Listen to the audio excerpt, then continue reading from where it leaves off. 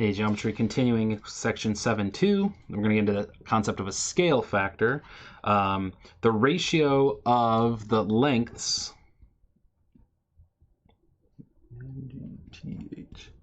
of corresponding sides of two similar polygons. So that's what we're going to do. That's the scale factor between those two figures. So we know here we're going to go with we're going to actually how the scale factor works depends on when you're doing it. So the scale factor of QRS to S TUV. So they're saying QRS is similar to TUV, but like we could also think of this as QRS to TUV, and so that is a ratio or a fraction. So we're going to actually do QRS's number on top, and so we could actually pick any corresponding sides. They should all work out. So I could do the 8 over QR and then TU would be 4. So those are the corresponding parts, 8 to 4. We also could have done 12 to 3. No, not 12 to 3, because that would be RS to UV. Let's see, RS 12 to 3. I guess that should work. Let me... Yeah, this one is just not right. This should be 6. I don't know why that got doubled, but if we want to have the same ratio, these are definitely not drawn to scale, but or maybe they were, and these weren't the proper triangles to include here. But for these to actually be similar, those should have the same exact ratio, 6 to 3. So that ratio is, or that scale factor is 2. Also is kind of the ratio 2 to 1, but this first figure is 2 times as big as the second one. If we go the other way from small to big, and so we're going to go basically the same fraction, 4 to 8 or 3 to 6, which is 1/2, and so this figure is 1/2 the size of that one. All right, so some more examples. Amy wants to use the rectangular photo shown as the background for her computer's desktop, but she needs to resize it. Determine whether the following rectangular images are similar. If so, write the similarity statement and scale factor. Explain your reasoning. So over here, we know that we have we've got this figure ABCD. It kind of looks like a square, but apparently it's not quite, right? This height is 8 and that length is and that is 10. So let's see if this works for this figure over here. So we could do the scale factor in either way. I'll start from the beginning image to this one. So 10 to 14, does that equal so 10 to 14 and then this is the shorter side, 8 to 12. So does that match? 10 to 14 equal 8 to 12. We could reduce both sides. They should reduce to the same fraction if they are the same. And so this one reduces to 5 to 7. This one reduces, we could divide top and bottom both by 4. So that one reduces to 2 to 3. Uh-oh, those are not equal. And so these two figures are not similar.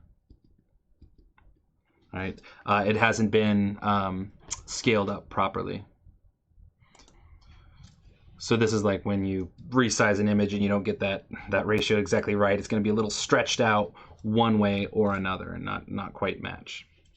All right, so yeah, that doesn't work out. So then we'll do the same thing here. We'll see, just 10 to 15. So going from 10 to 15, does that scale factor match 8 to 12? And so check this out. We can divide both by 5, so we get 2 to 3. Divide both of those by 4, we get 2 to 3. And so, yeah, we do get that, and our scale factor is 2 to 3. So these are similar. I'm going to write this out. Scale factor is 2 to 3. The similar figures would be A, B, C, D is similar to J, K, L, M. J, K, L, M. All right, next one. Determine whether the triangles shown are similar. If so, write the similarity statement and scale factor. Explain your reasoning. So in this one, we've got one angle is congruent. So I know this angle's got to correspond to that angle.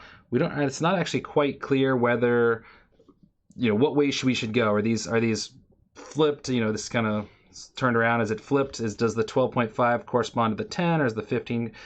So what we can do is we can look at those sides. The ones that have to match up are the ones that are like the smallest should go with the smallest, the medium should go with the medium, the biggest should go with the biggest. So I know this angle has to go with that angle, and there's these two sides coming off of it. I've got a 12.5 and a 15. Well, that's got to go to the 10 and the 12, respectively. So 12.5 has got to be corresponding to the 10, 15 to the 12, and then this side is the smallest side, the side opposite that angle, does have to be there. So that's what we're going to check. Does, and I'll do first triangle to second triangle, but you could do this either way. So I'll do 12.5 over 10. Does that fraction match 15 over 12?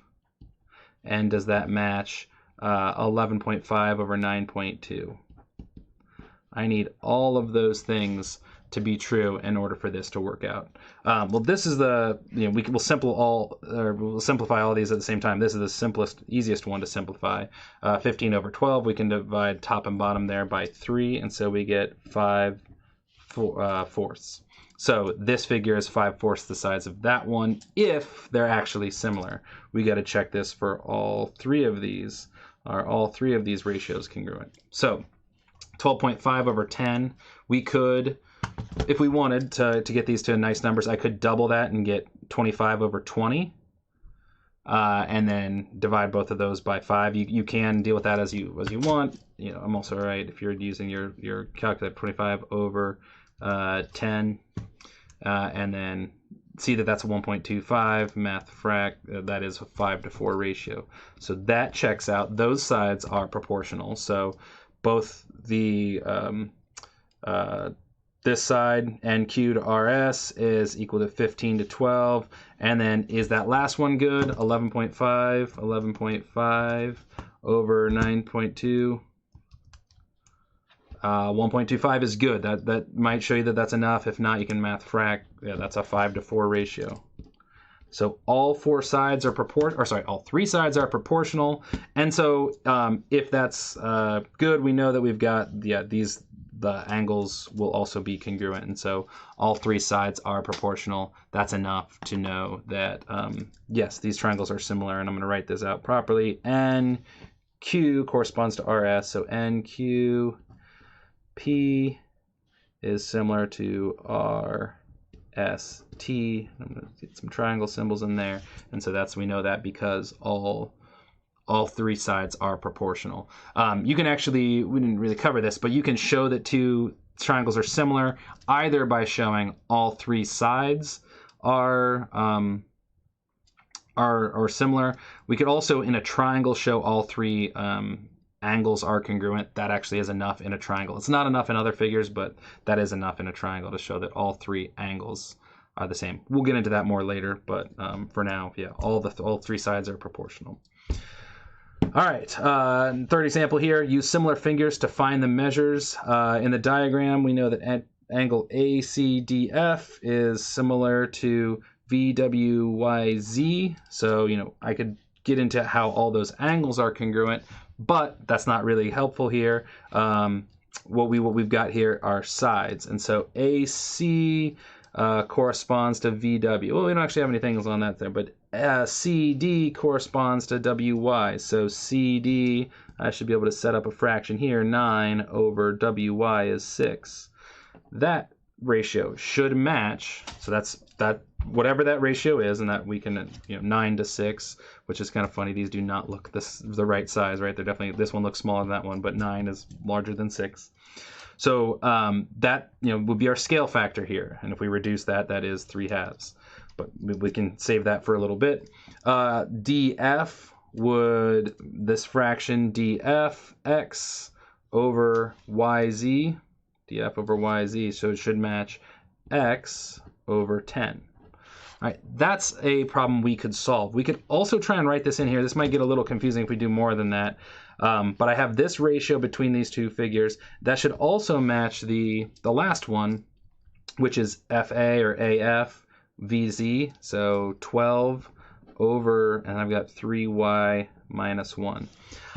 This looks kind of messy. If you write this out loud, I've written all the sides are proportional. But you could take any two at once and solve, right? You could take these two, I could eliminate those and just take those two and solve for what x is going to be. All right, this has got to match that 9 to 6 ratio or that 3 to 2 ratio. So I could figure out what x is. And then I could also eliminate this and set these equal to each other. Those should be the same. And that's going to simplify this and solve it like we're used to, with just two sides of one equation. And then we could technically eliminate that, but this is not solvable with, with those two variables in that one equation. So I'm going to focus on this first, take that out, and just solve the 9/6 is equal to x over 10, and solve from there. So we could cross multiply. Again, I probably should have reduced that fraction first. So let me go ahead and do that. Let's just cross that out and realize that's 3/2. Makes this a little easier. So then when I cross multiply, we get 10 times 3, I get 30 equals 2x. And so divide by 2, we get x is 15. There's one of our two solutions. The other solution, I could now actually plug this in, get 15 over 10. Well, that works out that that's the same thing as 3/2. Maybe I'll just write this 3/2 out here, right? That fraction is the same. Or I could get rid of all this and set this fraction up. 3/2 equals 12 over 3y minus 1. And so I'll set that up. 3/2 equals 12 over 3y minus 1. Sorry, I'm getting kind of small over here in the corner. Cross multiply, and so we're going to get 3 times 3y minus 1 is equal to 2 times 12. So I'll just write that as 24. Distribute our 3, so we get 9y minus 3 equals 24. Plus 3, we got 9y is 27. Divide by 9, and we get y is 3. So eventually got there, kind of squeezed into the corner. Y is 3, and x is 15. And you should be able to plug them back in and make sure all those fractions match and ultimately reduce to a 3/2, or a 1.5 if you want to do it in terms of a decimal.